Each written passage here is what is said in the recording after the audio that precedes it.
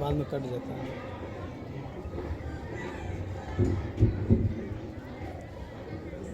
السلام علیکم ورحمۃ اللہ وبرکاتہ. نحمده ونستعينه ونستغفره ونعوذ بالله من شرور انفسنا ومن سيئات اعمالنا من يهده الله فلا مضل له ومن يضلل فلا هادي له واشهد ان لا اله الا الله واشهد ان محمدا رسول الله. اما بعد فاعوذ بالله من الشيطان الرجيم. بسم الله الرحمن الرحيم. كل نفس ذائقة الموت وإنما توفون أجوركم يوم القيامة. معزز سامعین سامعات، آج کی اس پربزم جلسہ میں تقریر کا عنوان ہے عورتوں کا نماز جنازہ میں شرکت کرنا جائز ہے. صدر علی وقار. اسلام ایک دین کامل اور مکمل ضابطۂ حیات ہے. اس کی تعلیم و رہنمائی ہماری رشد و فلاح کا ذریعہ ہے. دین اسلام کی پاسداری اور اصول و احکام پر عمل درآمد کی ذمہ داری مرد و زن پر یکساں عائد ہوتی ہے. البتہ بعض احکام و اعمال میں خواتین کے لیے کچھ تخفیف کر دی گئی ہے جو اس کی فطرت کے شایان شان ہے. جیسے جمعہ عورتوں پر ضروری نہیں، اسی طرح نماز پنجگانہ با جماعت خصوصاً مسجد میں جگہ ادا کرنے کی تکلیف سے ان کو بچا لیا گیا، مگر اس کا قطعاً یہ معنی نہیں ہے کہ جمعہ اور 5 وقت کا جماعت خواتین کے لیے جائز نہیں. اسی طرح جنازہ کا مسئلہ بھی ہے جس میں خواتین کی شرکت لازم تو نہیں، البتہ ان کے لیے جائز ضرور ہے، کیونکہ کسی مسلمان کے جنازے اور تدفین میں شرکت باعث ادب و ثواب ہے، جبکہ خواتین ادب و ثواب کے حصول سے بے نیاز نہیں ہو سکتی. اور یوں بھی شریعت میں نماز جنازہ سے عورتوں کے استثناء کی کوئی واضح دلیل نہیں.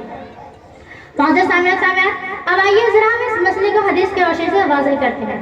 نمبر 1، صحیح مسلم کتاب الایمان کی ایک روایت میں ابو ہریرہ رضی اللہ عنہ سے مروی ہے کہ رسول صلی اللہ علیہ وسلم نے فرمایا: من اتبع جنازة مسلم ایمانا واحتسابا وكان معه حتى يصلي عليها ويفرغ من دفنها فإنه يرجع من الأجر بقراءتين كل قراءة مثل أحد. یعنی جو کوئی شخص ایمان رکھ کر اور ثواب کی نیت سے کسی مسلمان کے جنازے میں جائے اور دفن سے فراغت تک اس کے ساتھ رہے تو وہ 2 قرات ثواب لے کر لوٹے گا اور 1 قرات احد پہاڑ کے مسئلے. اس حدیث میں لفظ من کے عموم میں مرد و زن دونوں شامل ہیں. بعض روایتیں تو واضح طور پر خواتین کا نماز جنازہ میں شرکت کا ثبوت پیش کرتی ہے.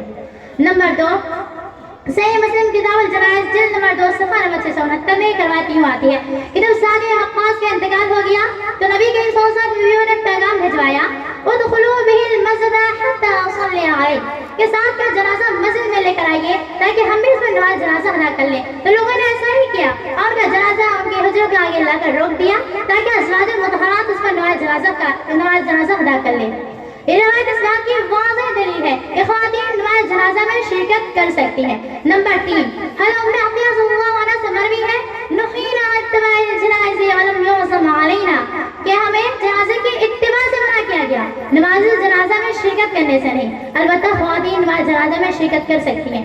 نمبر 4، اللہ کے رسول صلی اللہ علیہ وسلم کی وفات حسرت آیات کو یاد کیجیے کہ جب ان کی نماز جنازہ پڑھی گئی تاخیر میں ازواج مطہرات اور مہاجر انصار کی خواتین نے بھی باری باری کر نماز جنازہ ادا کی. یہ روایت اسلام کی واضح دلیل ہے کہ خواتین نماز جنازہ میں شرکت کر سکتی ہیں. حافظ ابن حجر رحمۃ اللہ علیہ فتح الباری میں ام عطیہ رضی اللہ عنہا کی یہ حدیث نہینا عن اتباع الجنائز ولم يعزم علينا کی تشریح کرتے ہوئے فرماتے ہیں کہ خواتین کو جنازے کی اتباع سے منع کیا گیا، نماز جنازہ میں شرکت کرنے سے نہیں. معزز سامعین سامعات، اب آئیے ذرا میں ان لوگوں سے مخاطب ہوتی ہوں جو نماز جنازہ میں عورتوں کی شرکت کو فتنہ قرار دیتے ہیں کہ میں ان سے پوچھنا چاہتی ہوں کیا انہیں عورتوں میں کھلے عام بازار میں گھومنا فتنہ نہیں معلوم ہوتا؟ کیا انہیں لڑکوں اور لڑکیوں کا ایک ساتھ تعلیم حاصل کرنا فتنہ نہیں معلوم ہوتا؟ کیا انہیں عورتوں کا ہوٹل میں بیٹھ کر کھانا کھانا فتنہ نہیں معلوم ہوتا؟ کیا انہیں عورتوں اور مردوں کا ایک ساتھ آفس میں کام کرنا فتنہ نہیں معلوم ہوتا؟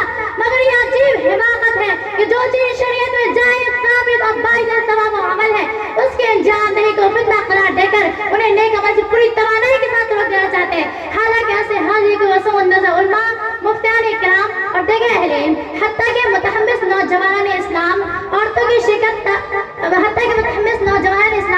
جنازے کی نماز اور جمعہ کی نماز میں عورتوں کی شرکت کے راستے ہموار करने की मुतहज़न कोशिश करते नजर आ रहे हैं ताकि ख़वातीन में इज्तिमाई इबादतों और जमातों में शरीक होकर अपने हिस्से का सवाब हासिल कर सके। और इसी तरह नमाज जनाजा जिसमें ख़वातीन की शिरकत कतई और यकीनन जायज़ और साबित है, उससे ख़वातीन को दूर रखने की कोशिश ध्यान को मुस्तामिल मालूम नहीं होता। और हकीकत भी यही है कि इबादत के मैदान में औरतों को भी मर्दों की तरह इख्तियार दिया गया है। अब आखिर मैं अल्लाह रब्बुल आलमीन से दुआ करती हूँ कि ऐ बारेला तो हम तमाम मुसलमान भाइयों बहनों को अक़्ल सलीम अता फरमा। आमीन या रब्बल आलमीन। बिरहमतिका या अरहमर राहिमीन। अस्सलामु अलैकुम व रहमतुल्लाहि व बरकातुहू। तो आफरीन को 1500 रुपए के इनाम से नवाजा जा रहा है। हमारे उस्ताद मोहतरम अपनी पोती को इनाम से नवाजेंगे। मामा अभी एक इनाम और आया 100 रुपए का। हमारे हाफिज साहब 50 रुपए ला करके दे रहे हैं जनाब रहमतुल्लाह साहब की तरफ से। कितना था? 100 रुपया। हमको लगता है कि 2000 के आसपास अजीजा